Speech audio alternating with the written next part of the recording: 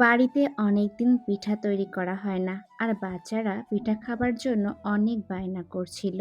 তাই ভাবলাম যে কি পিঠা তৈরি করব, মাথায় একটা বুদ্ধি এসেছে যে কুলি পিঠা বানানো যায়। আসসালামু আলাইকুম, সবাই কেমন আছেন? নারকেল আগে থেকে কোরানো ছিল, নারকেলের ভেতরে হালকা পরিমাণ চিনি দিয়েছি আর একটু লবণ দিয়েছি, আরও চিনি এবং এলাচ দিয়েছি আর হালকা একটু জিরা দিয়েছি একটু ফ্লেভারের জন্য।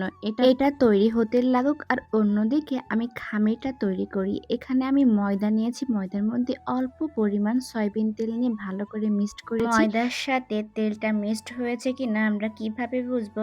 ময়দা হাতে মুঠ করে চেপে ধরবো, যদি এটা দলা বেঁধে যায় তাহলে বুঝবো এটা হয়ে গেছে। তখন পরিমাণ মতো পানি দিয়ে খামিরটা তৈরি করে নিতে হবে। ময়দার মধ্যে 1 চিমটি লবণ এবং পরিমাণ মতো চিনি দিয়েছিলাম স্বাদ বাড়ানোর জন্য। আপনারা ইচ্ছা করলে এগুলো দিতে পারেন আবার নাও দিতে পারেন। তো খামিরটা প্রায় হয়ে গেছে আর অন্যদিকে কিন্তু আমার পুরটা তৈরি করা হয়ে গিয়েছে, একদম নাড়ুর মতো তৈরি করা। এবার আমি রুটি তৈরি করে নিব। আমি যখন অনেক ছোট ছিলাম আমার আম্মু এই পিঠাটা অনেক বেশি তৈরি করতো, কারণ এই পিঠাটা আমার আব্বুর ভীষণ পছন্দের ছিল। আমার আব্বুর ছোটবেলায় মা মারা গিয়েছিল।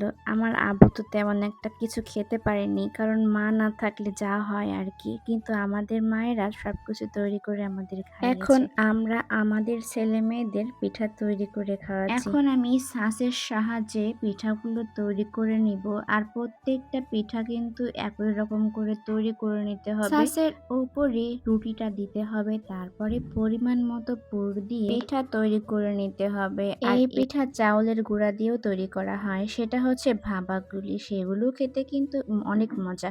এটা ভাজা কুলি আর সেটা ভাপা কুলি। কথায় আছে, নানি যদি পিঠা বানাতে পারে তাহলে নাতনিরাও পিঠা তৈরি করতে পারে। কথাটা কেমন জানি আপনারা বিশ্বাস করবেন কিনা আমি জানি না, সেকালের মানুষ কিন্তু কথাগুলো বলতো। ছোটবেলা যখন নানু বাড়িতে যেতাম সেখানে দেখতাম পিঠা বানানোর উৎসব চলছে। সব খালারা মিলে একসাথে এসে পিঠা তৈরি করতো, আরও সব ভাই বোন মিলে আমরা মজা করে খেতাম। এভাবে সব পিঠাগুলো আমি তৈরি করে ফেললাম। এখন ভেজে নিব, আর এটা অবশ্যই মুচমুচে করে ভাজতে হবে। আর এই পিঠাগুলো একটু জোড়া লেগে নেই, দেখছেন? কারণ কি, তেল দেওয়া আছে সেজন্য। আমার বাচ্চাগুলো দৌড়ে চলে আসছিল যে মামনি পিঠা খাবো। মা যখন পিঠা তৈরি করতো তখন দৌড়িয়ে চলে যেতাম যে আম্মু আমাকে একটু পিঠা দাও, আমি পিঠা খাবো। আমাদের ছোট বাচ্চার বায়না দেখলেই আমাদের ছোটবেলার কথা অনেক মনে পড়ে যায়। এভাবে সবগুলো পিঠা আমি তৈরি করে নিয়েছি, আর আপনারা যারা তৈরি করে এখনো খাননি অবশ্যই তৈরি করে খাবেন। কেমন হয়েছে ভিডিওটা অবশ্যই জানাবেন। আজ এই পর্যন্ত, সবাই ভালো থাকবেন। আল্লাহ হাফেজ।